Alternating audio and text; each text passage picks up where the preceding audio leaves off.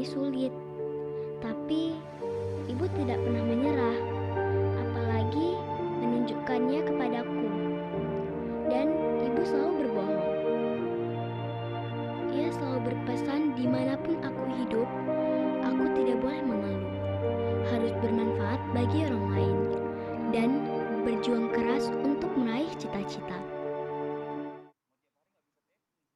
Suatu ketika sahabat datang kepada baginda Nabi Sallallahu Alaihi Wasallam setelah Rasulullah Sallallahu Alaihi Wasallam menyampaikan sebuah berita gembira kepada orang tua yang mempunyai anak.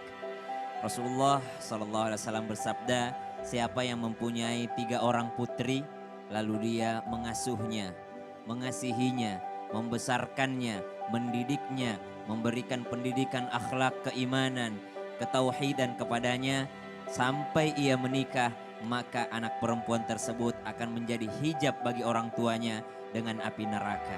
Artinya 3 orang anak perempuan akan menjadi hijab bagi orang tuanya.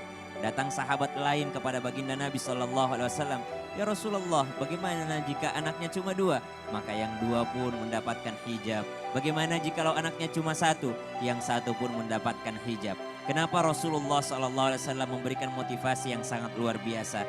Karena pada zaman jahiliyah banyak sekali orang tua yang menyia-nyiakan anaknya.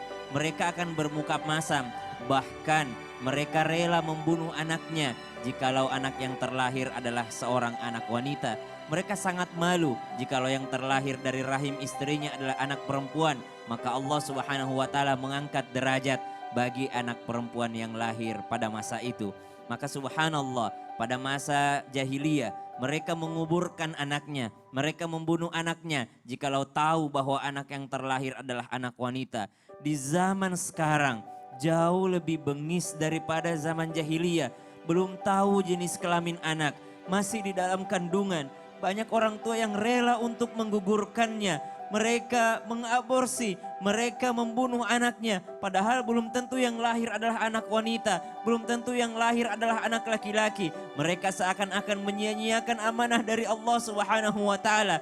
Di sisi lain, ada orang yang setiap hari berdoa, siang dan malam mereka berdoa, Rabbi la tadharni farda wa anta khairul warithin. Rabbi habli minas salihin. Ya Allah, berikan kami keturunan, ya Allah, kesepian hidup kami tanpa anak, ya Allah.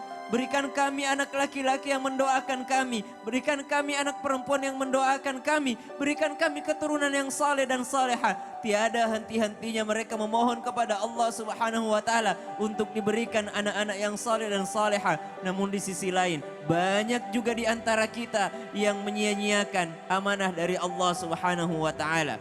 Ayah bunda yang dimuliakan Allah Subhanahu wa Ta'ala, kami sebagai anak tidak pernah memilih untuk lahir dari rahim ibu.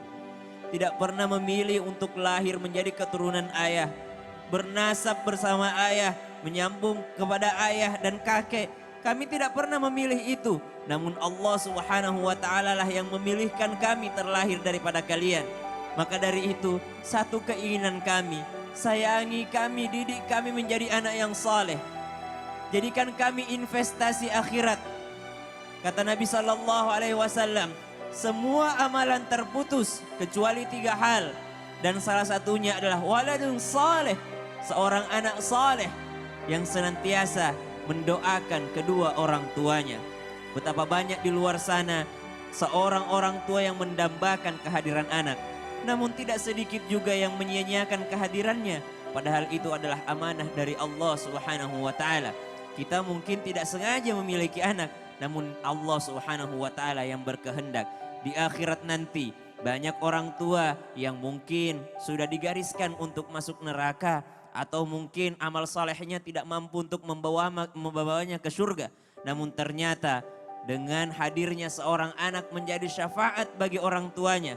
Bagaimana tidak, seorang anak yang dididik dari kecil menjadi ahli agama, menjadi ahlul Quran, menjadi seorang penghafal Al-Quran. Dia hendak dimasukkan surga, diberikan kemuliaan oleh Allah Subhanahu wa Ta'ala. Namun anak itu mengatakan, tunggu ya Allah, aku tidak bisa seperti ini jikalau bukan karena kedua orang tuaku. Maka orang tua yang tadinya amal solehnya tidak bisa membawanya ke surga, ternyata bisa masuk ke dalam surga karena anak yang menghafal Al-Quran. Betapa bangganya orang tua yang datang di hari kiamat dan anaknya telah memakaikan mahkota kepadanya. Kenapa? Karena anaknya adalah ahlul Quran. Mari menjadi orang tua yang menjaga amanah dari Allah Subhanahu wa taala. Mungkin kita nggak bisa 24 jam bersama dengan anak, namun doa kita harus selalu menyertainya. Kewajiban-kewajiban yang telah Allah tetapkan bagi seorang ayah, memberikan nafkah yang baik, memberikan pendidikan yang baik. Kewajiban yang Allah tetapkan bagi seorang ibu, menjadi madrasatul ula, menjadi pendidik yang baik untuk anak-anaknya. Semoga anak-anak kita menjadi syafaat bagi kita. Amin ya rabbal alamin. Mari kita semua, termasuk yang di rumah, kita banyak membaca istighfar. Astaghfirullahaladzim. Ya Allah, ampuni dosa-dosaku jikalau aku berdosa padamu ya Allah. Astaghfirullahaladzim. Ya Allah, ampuni dosa-dosaku jikalau aku berdosa pada tubuhku. Astaghfirullahaladzim. Ya